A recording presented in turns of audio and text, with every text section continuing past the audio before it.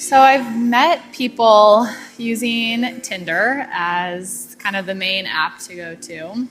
And when Tinder first came out a couple years ago, everyone in New York was on it. It's kind of lost its lure in New York. I don't know if that's the right word to be using, but not that many people I know in New York are on it anymore because it turned out, there are many more apps that you can be using, and Tinder kind of lost its luster. However, when we got here, everyone downloaded Tinder right away because that is such a well-known app and it's kind of the most popular one in South America, and it's been pretty hilarious so far to see what people's experiences on Tinder are. I found that in Argentina, the apps are so different than they are in New York. So back in New York, when I was on all the apps, the biggest thing that happens, which is such a common theme, is that people turn into pen pals. Pen pals are kind of a term that I want to say my friends and I created it because it's very clever. I don't know if we can take credit for it because it's probably a thing. But for the sake of the story, we'll just say that we created it. But it's someone that you talk to endlessly and you never make a plan with. In New York, I will match with guys and talk to them for a couple days, or some people talk for a couple weeks and you never actually end up making a plan. You match with this person and they ask you how your day is and how everything's going and what your job is and where you're from and all these little things about you, which is great to get to know someone. However, I don't really want to just text you. I want to meet you in person. I want to see what you're actually like behind just an iPhone screen. And in New York, what happens is so much of the time you never actually make a plan to meet with someone. It goes on forever, and then you get bored of it and decide that you're too busy for them or they're too busy for you, and it never actually happens. However, in Argentina, we found that the pace is so different, and that when we match with someone, they just basically say hello, and when are you free? When are we going to meet? They're not interested in having this full-blown out texting conversation. They want to make a plan and kind of initiate the conversation to make a plan to meet you in person, which has been just kind of a funny change in the differences between New York City dating and Argentina.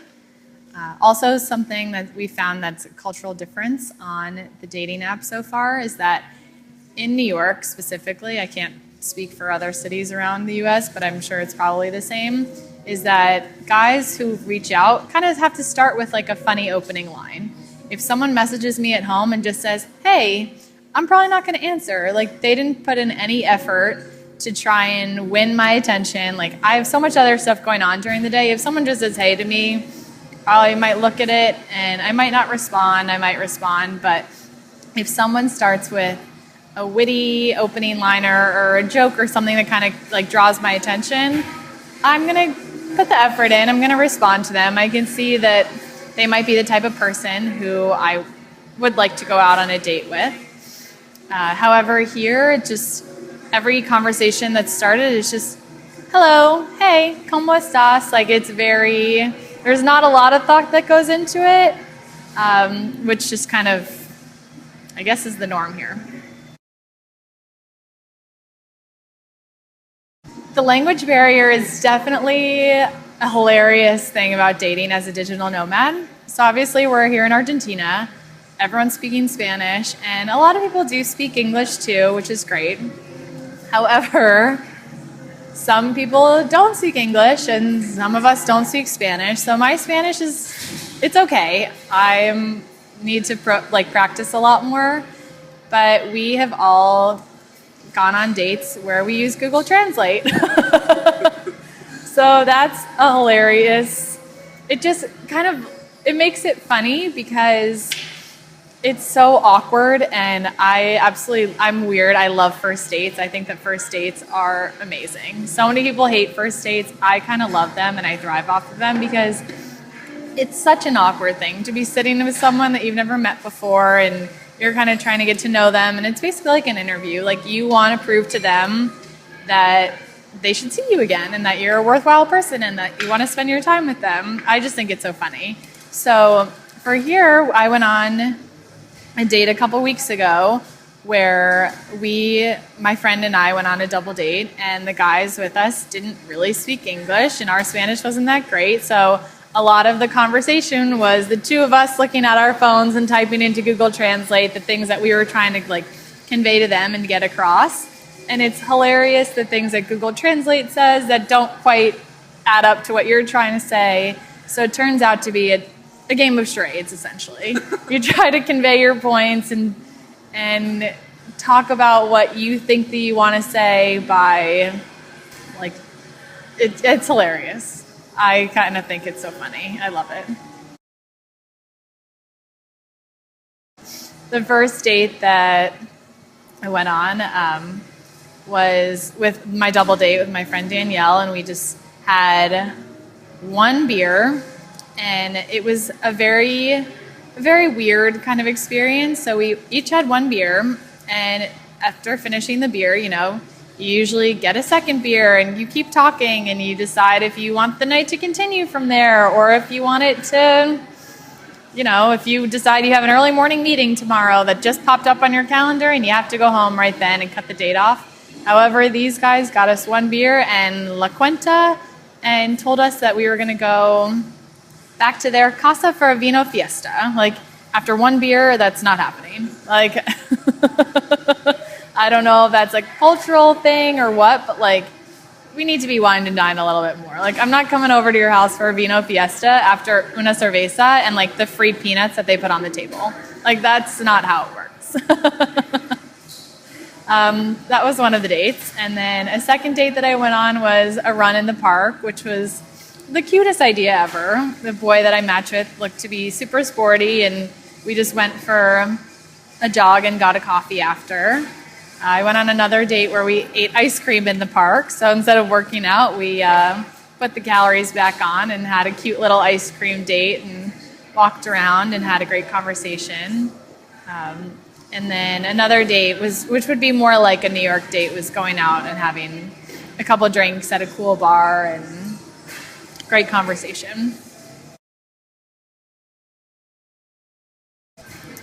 So the best date that I went on so far in Argentina, I would say, was the ice cream date that I went on. So I matched with this guy who is from Cordoba, but he's been living in Berlin for a couple years, and his English was perfect. We matched and we talked for a little bit, a couple days, and then in one of my pictures, I'm eating an ice cream cone because it's my favorite food ever.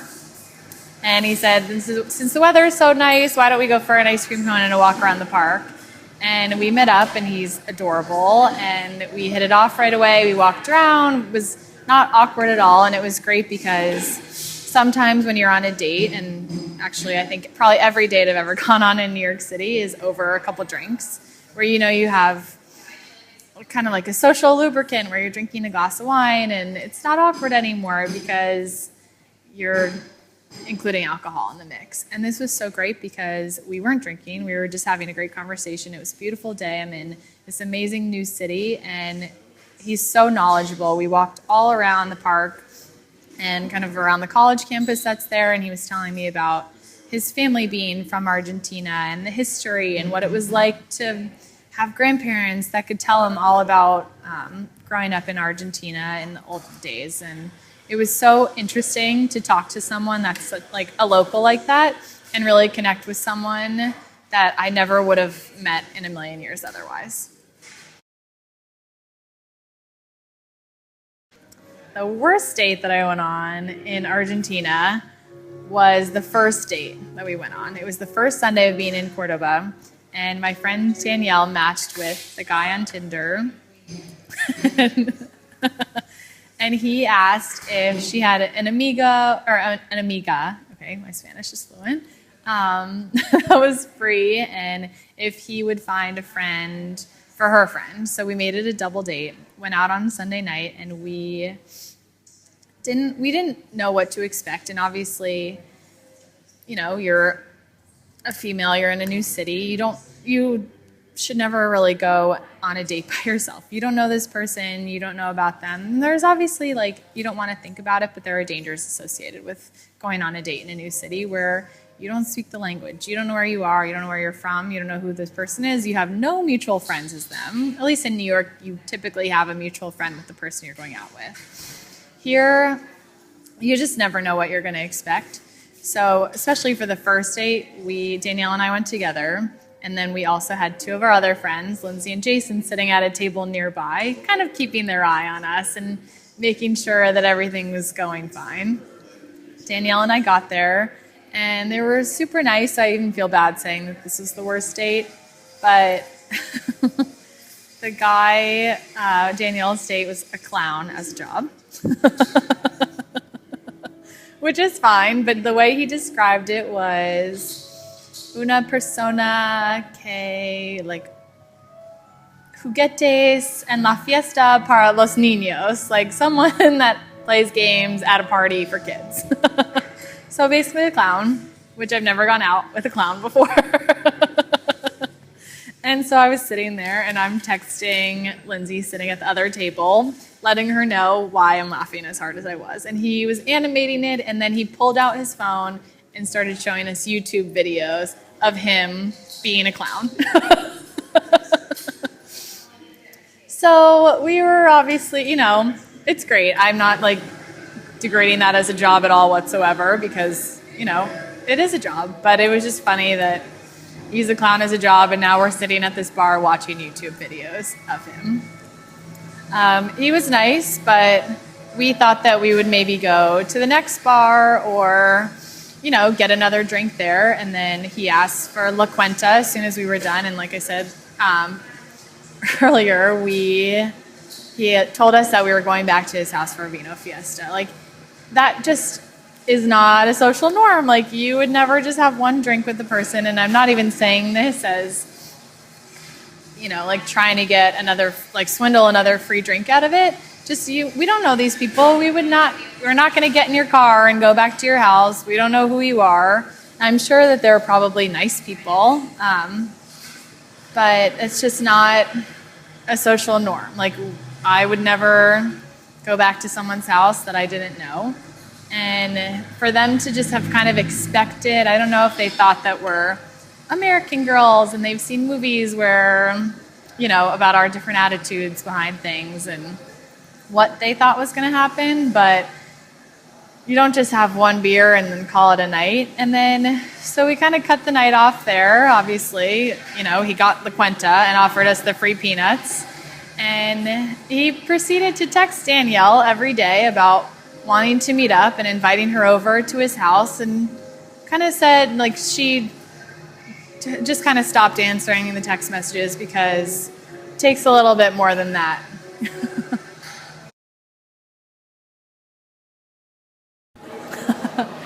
So the funniest pickup line that I've gotten so far in Argentina on Tinder was the other night from someone named Juan.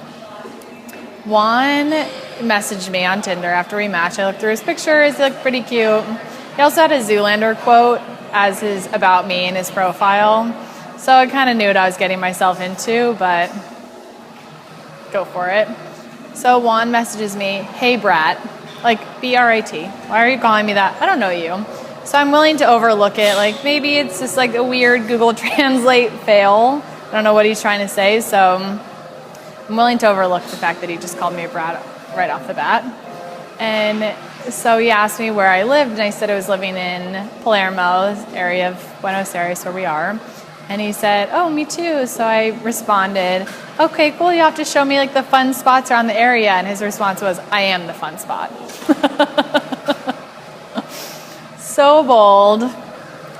So I kind of, can tell what type of guy Juan probably is and decide to have a little bit of fun with it. So I'm messaging him back and forth and was sending the screenshots to two of my other friends in the Remote Year community. And they were also with people who were getting the same messages from Juan. All on the same night, we found out that this same Juan was messaging about 5 of us. All the same things, like this guy didn't even try to ask anyone out on a date. He just said, "What's your address? I'm coming over to pick you up." Like, in what world am I just going to say yes to this? It's like, our first night in this city, and Juan, when he asked me what my address was, he also asked me for a clean of STDs test as protocol.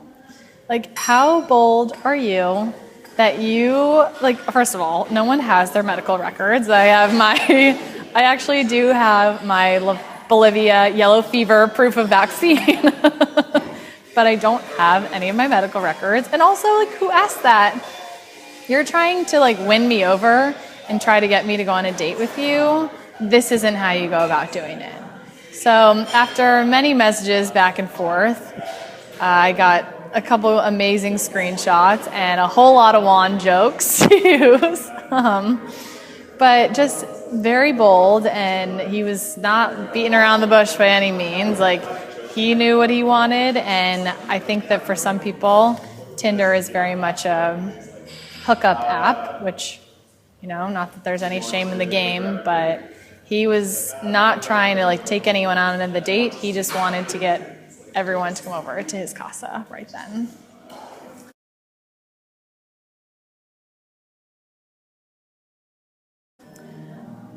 So I have so many dating stories and so many dating adventures and so many stories that my friends have told me, so I decided to put a blog together. So it started as an anonymous blog. My name's not associated with it, but it's just turned out to be such a funny, amazing recap of all these stories. And it's not mean. It's not out to, like, make someone hate me and think that I'm talking, like, badly about someone. It's just really funny experiences that have happened in my dating life. And then I have a couple guest posts in there as well. And it's a hilarious outlet for me to just, take such an escape from the office. And it's such a funny way for me to write everything down and have all these amazing memories about all of my dating experiences. It's called Check Me Out. It's CheckMeout. My name is Casey Hecker, so it's the check. That's like the first part of my name. So I also have an Instagram for it. It's just at Check Me Out on Instagram. And I think I get such a kick out of it. I hope that people find it as funny as I do, because I sit and I write all this down, and I absolutely love doing it as just like a hobby for myself. And on my Instagram, I'll put up, like, funny screenshots of messages that people get, or, like, day-to-day things that, remind me of dating. And I love talking about dating, and I love hearing people's dating stories, and I love everything about it. I think it's amazing, and it's such an interesting thing to me that I love having this blog to share with people, to have them be, like, a part of the experience as well.